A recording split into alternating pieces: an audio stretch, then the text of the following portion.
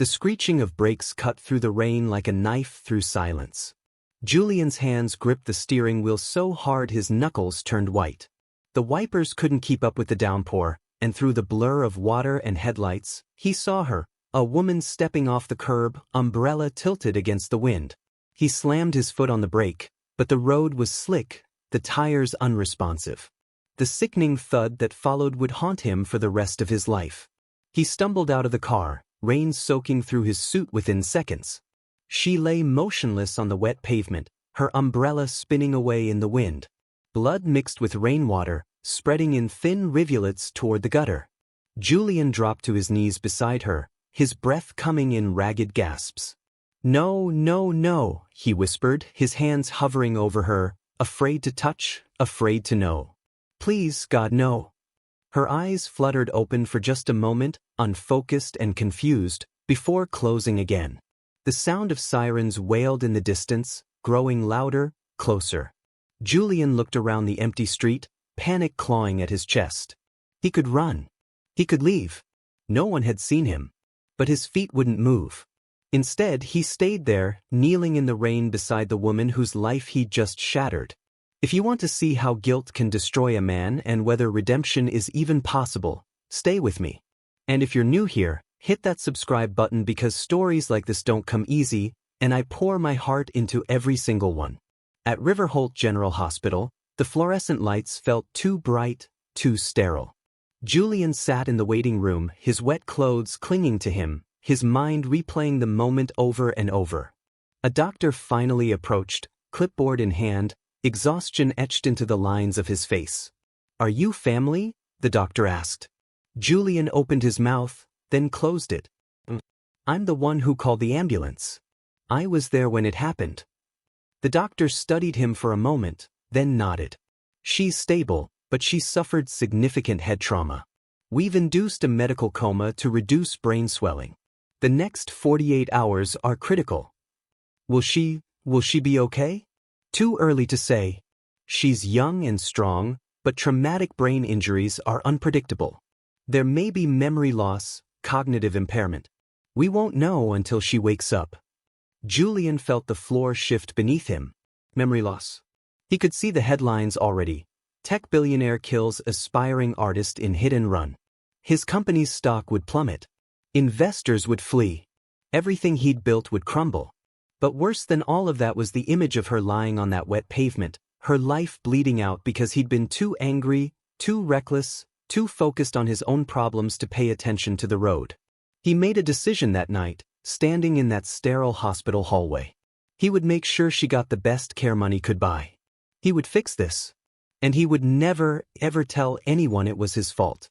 Over the next 2 weeks, Julian became a ghost in that hospital. He paid for a private room, the best neurologist in the state, round-the-clock nursing care. He told the hospital administration he was a concerned citizen, someone who'd witnessed the accident and felt compelled to help. They accepted his generosity without question. Money, he'd learned long ago, could buy almost anything. Even silence. When she finally woke up, Julian was there, standing by the window, watching rain streak down the glass. The doctor was checking her vitals when her eyes opened. Where am I?" Her voice was hoarse, confused. "You're in the hospital," the doctor said gently. "You were in an accident. How are you feeling?"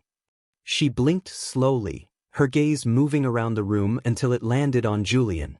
Recognition flickered across her face, and she smiled, a small, tired smile that made his chest ache. "Liam," she whispered. "You came." Julian's heart stopped. The doctor glanced at him, questioning. He should have corrected her right then. Should have said, "No, I'm not Liam. I'm the man who hit you. I'm the reason you're here." But the words wouldn't come. Instead, he found himself moving closer to the bed. "I'm here," he said softly. "I'm here." The doctor pulled him aside after the examination. "She has retrograde amnesia, memory loss affecting the period before the accident. It's not uncommon with head trauma.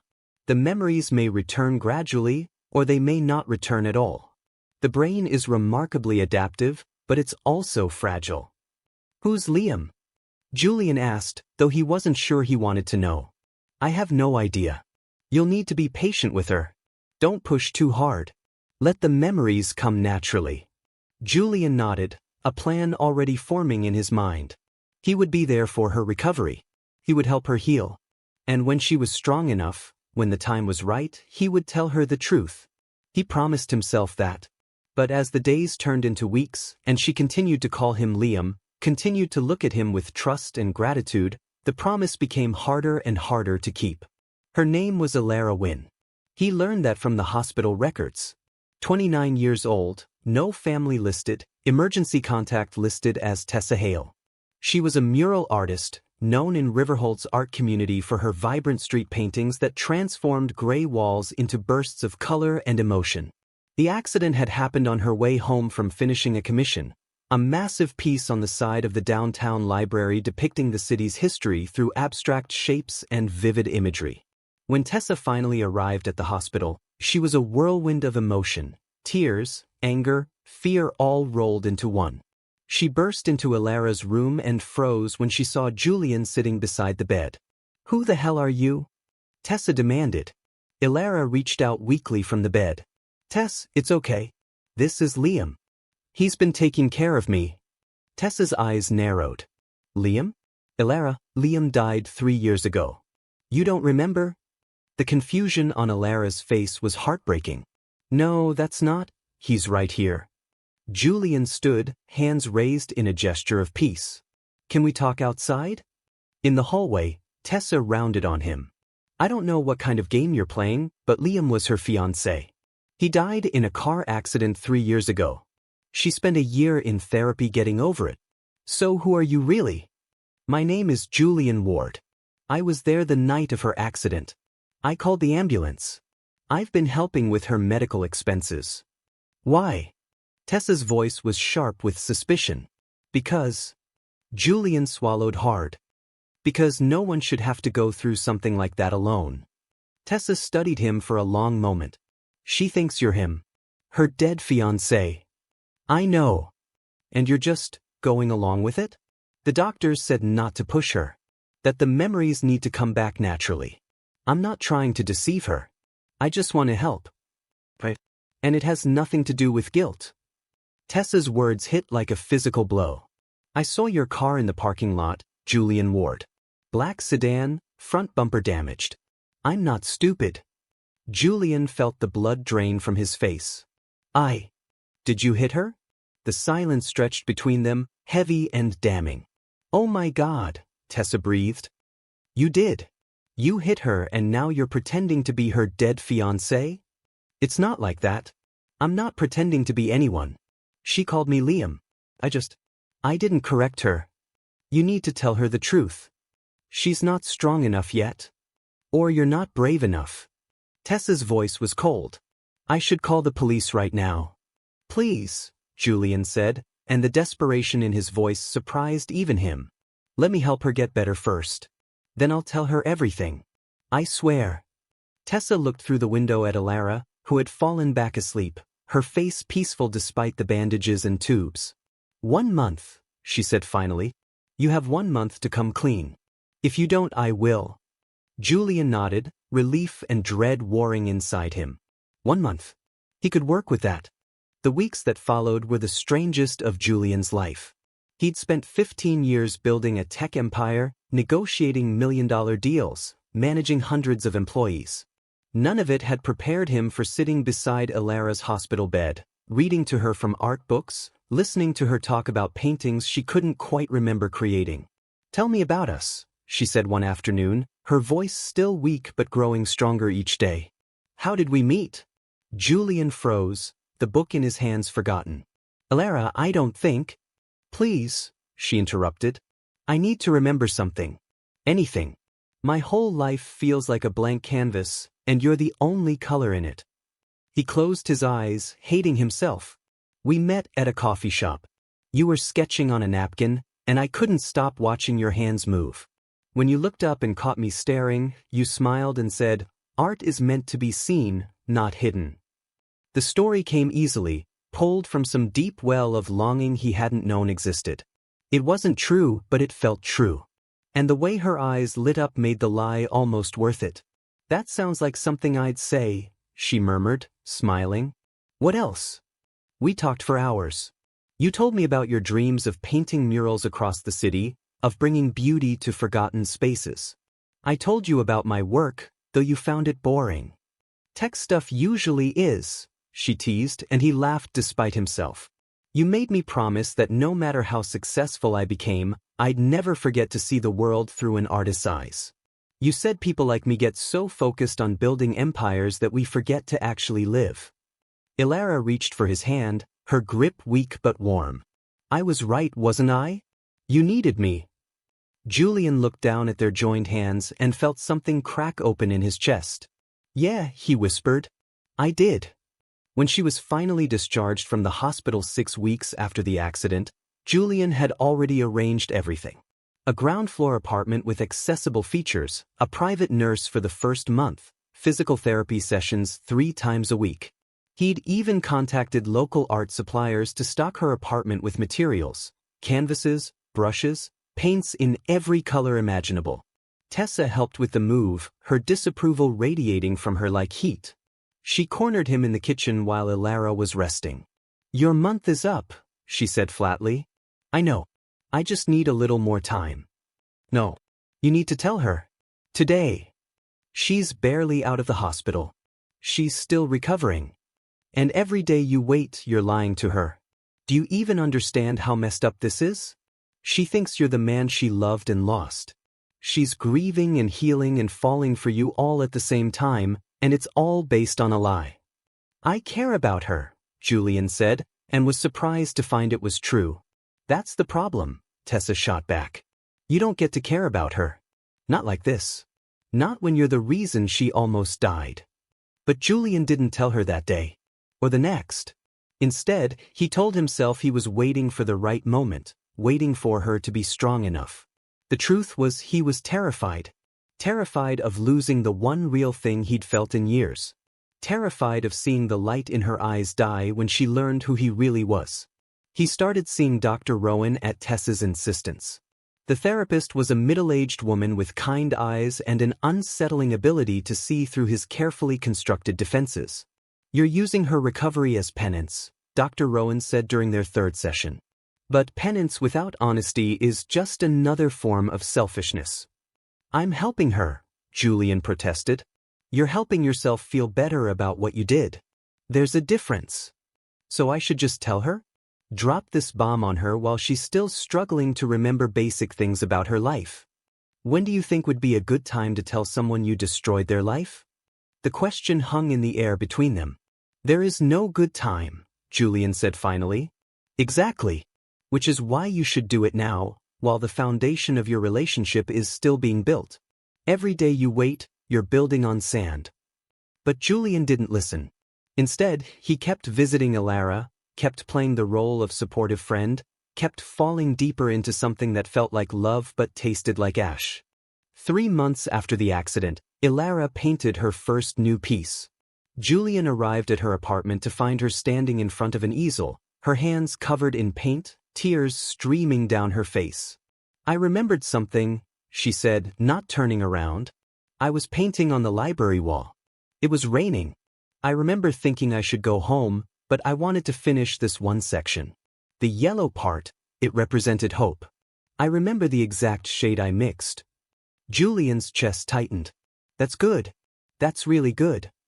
She finally turned to face him, and the raw emotion in her eyes nearly broke him. And I remember lights. Bright lights coming toward me. And then nothing. Elara. Was it you? She asked. Were you there that night? This was it. The moment he'd been dreading and secretly hoping for. The moment when the truth would finally set them both free, or destroy them completely. Yes, he said, his voice barely above a whisper. I was there. She stared at him, processing. You saw it happen? The accident. He could have said yes. Could have let her believe he was just a witness. But something in her eyes, the trust, the hope, made it impossible. No, Elara. I didn't see it happen. He took a breath, feeling like he was stepping off a cliff. I caused it. I was driving the car that hit you. The silence that followed was deafening. He watched the emotions play across her face: confusion, disbelief, horror, betrayal. She took a step back, then another. "No," she said. "No, you're lying. I wish I was. You've been here this whole time. You've been taking care of me. You've been—" Her voice broke. "I thought you were Liam. I thought you were the man I loved. I know, and I'm so sorry. I never meant for it to go this far. When you first called me Liam, the doctors said not to correct you. And then I wanted to help you heal. I wanted to make it right." Make it right? Her laugh was bitter, painful. "You took everything from me. My health, my memory, my art. And then you took my truth. You let me believe in a fantasy while you played God with my life. Elara, please. Get out. Let me explain. Get out." She screamed it, her whole body shaking. "I never want to see you again." Julian left, but not before he saw her collapse to the floor, sobbing. The sound followed him all the way down the stairs, into his car, all the way home. It was the sound of something precious breaking, and he was the one who dropped it. The next 6 months were the darkest of Julian's life. He threw himself into work, but nothing held his interest. Board meetings felt meaningless. Product launches felt hollow. His company's stock hit record highs, and he couldn't bring himself to care. Tessa had sent him a single text: "She knows. Stay away." He honored that request, though it killed him. Instead, he channeled his guilt and grief into something productive. He established the Second Chance Foundation, a nonprofit dedicated to helping accident victims with medical expenses and rehabilitation. He funded art therapy programs across the city. He donated anonymously to organizations supporting brain injury recovery. Dr. Rowan continued to see him weekly. "You can't earn forgiveness by giving away your money," she told him bluntly. "I know." "Then what are you doing?" "Trying to become someone who deserves to ask for it." A year after the accident, Julian made the hardest decision of his life. He sold 40% of his company, stepping down as CEO and taking a position as a board advisor. The tech blogs exploded with speculation. Wall Street analysts called it career suicide. But Julian didn't care. For the first time in 15 years, he could breathe. He volunteered at a community center, teaching coding to underprivileged kids. He started running in the mornings, watching the sun rise over River Holt. He went to therapy. He journaled. He did all the things he'd always been too busy, too important, too focused on success to do. And slowly, painfully, he began to understand what Elara had tried to tell him in that made-up coffee shop story, that building an empire meant nothing if you forgot how to live.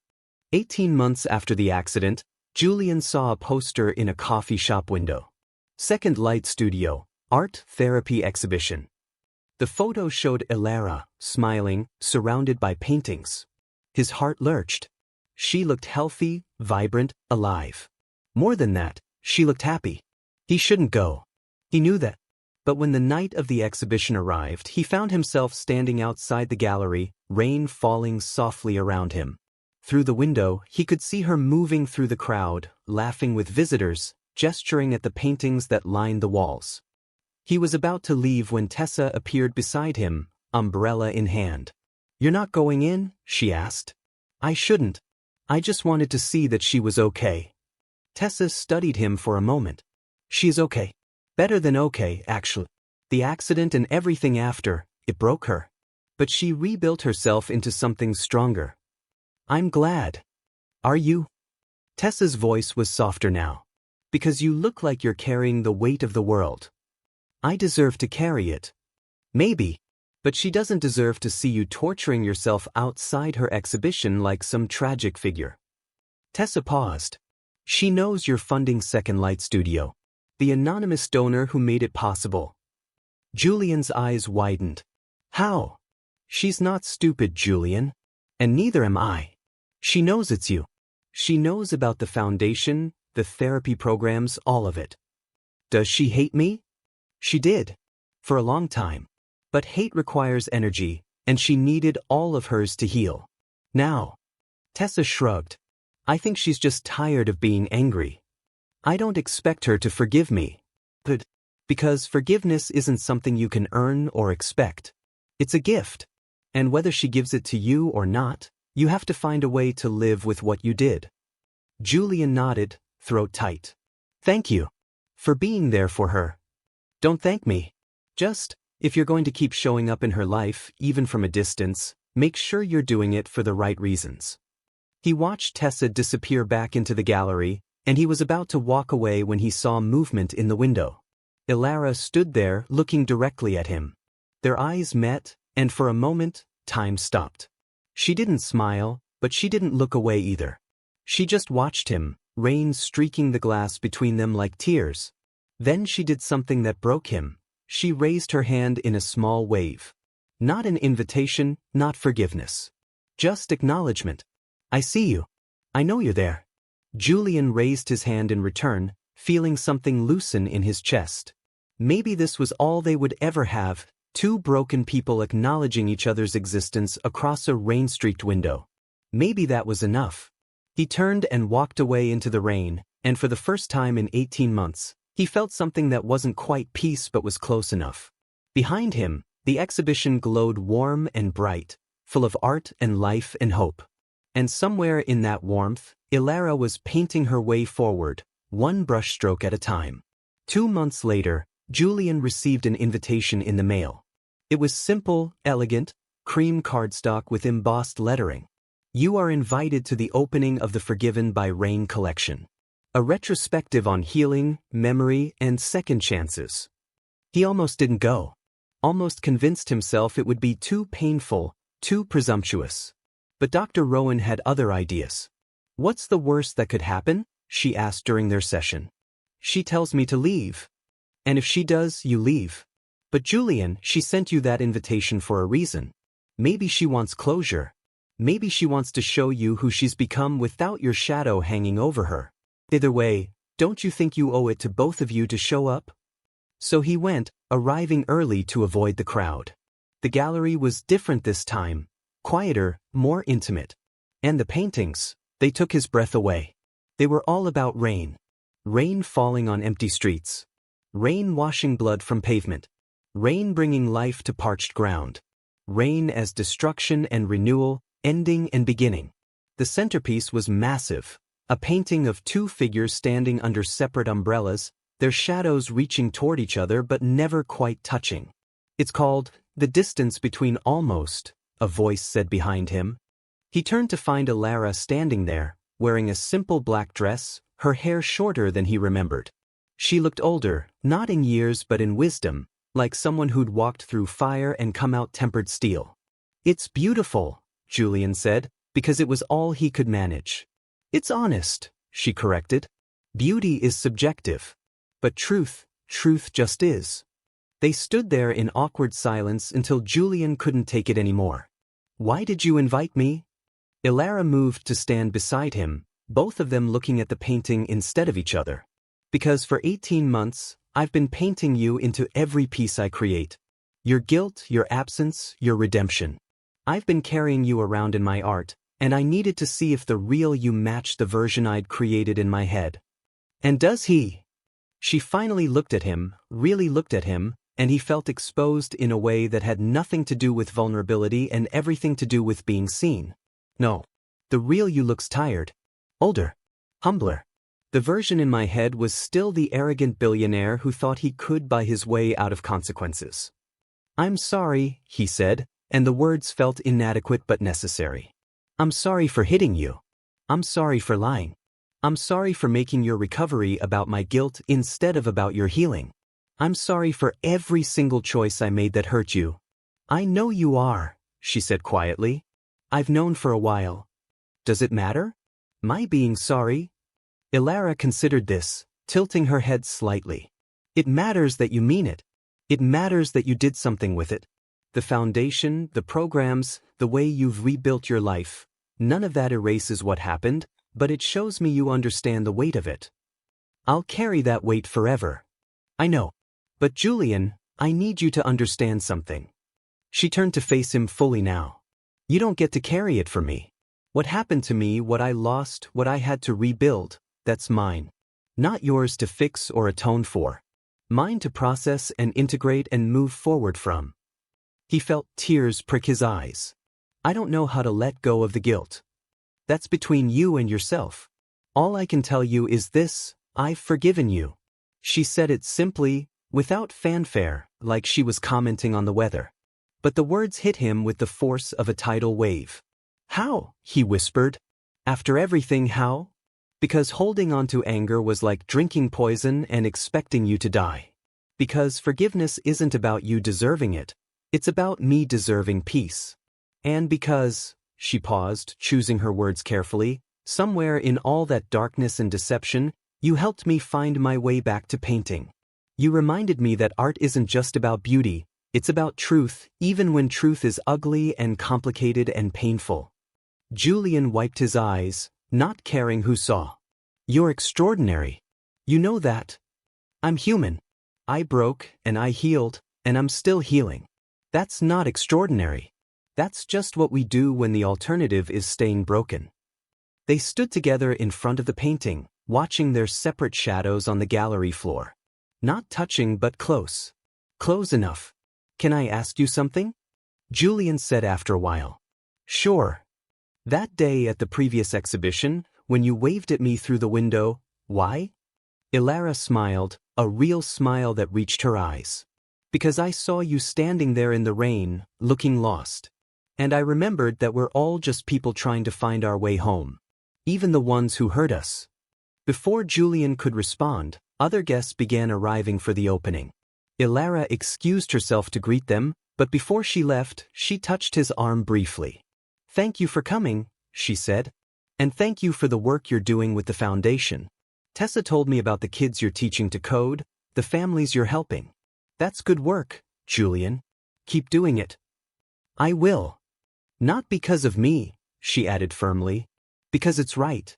Do it because it matters, not because you're trying to balance some cosmic scale. He nodded, understanding. Elara? One more thing. She turned back, expectant. I hope you paint 1,000 more pieces. I hope you fill every wall in this city with color. I hope you live so fully and freely that one day, when you think back on all this, it feels like it happened to someone else in another life. Her eyes softened. That's the kindest thing anyone's ever wished for me. You deserve kind things. So do you, she said. And then she was gone, swept up in the crowd of admirers and art lovers. Julian stayed for another hour, watching from the periphery as Elara moved through her world with grace and confidence. He bought 3 paintings, anonymous purchases that would go to the community center where he taught. They would hang in the hallways where kids with broken homes and broken dreams came to learn that there was more to life than their circumstances. As he was leaving, he passed a small canvas near the exit. It showed a single figure standing alone in the rain, face turned up toward the sky. The title was simple, Learning to Stand. He understood then that this was her message to him. Not forgiveness wrapped in pretty words, not absolution or reunion. Just this: stand. Learn to stand in the rain and let it wash you clean. Learn to stand with your guilt and your regret and your hard-won wisdom. Learn to stand as someone new, someone better, someone who knows that redemption isn't a destination but a direction. Julian stepped out into the River Holt night. It was raining, of course. It was always raining in this city. But tonight, instead of running for his car, he walked. Slowly, deliberately, letting the rain soak his clothes and his hair and his skin. And as he walked, he thought about Elara painting in her studio, about the kids he'd teach tomorrow, about the foundation that would help people long after he was gone. He thought about the man he'd been 18 months ago, arrogant, closed off, careening through life like a pinball in a machine. And he thought about the man he was becoming. Humbler, more present, more aware of the fragile, precious nature of every moment. The rain fell harder, and Julian kept walking. Behind him, the gallery lights glowed warm. Ahead of him, the city stretched out in all its messy, beautiful complexity. And somewhere between what was and what could be, he took another step forward. Not running from the past. Not running toward redemption. Just walking. Just living. Just learning one rainy night at a time what it meant to be human. If this story moved you, if you felt something real here, do me a favor, Hit that like button. Leave a comment telling me what you thought. And subscribe, because I've got more stories like this, stories about people who break and heal and find their way forward. We all need reminders that we're not alone in our struggles. That forgiveness is possible.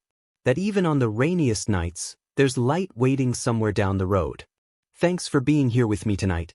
Until next time, keep walking forward.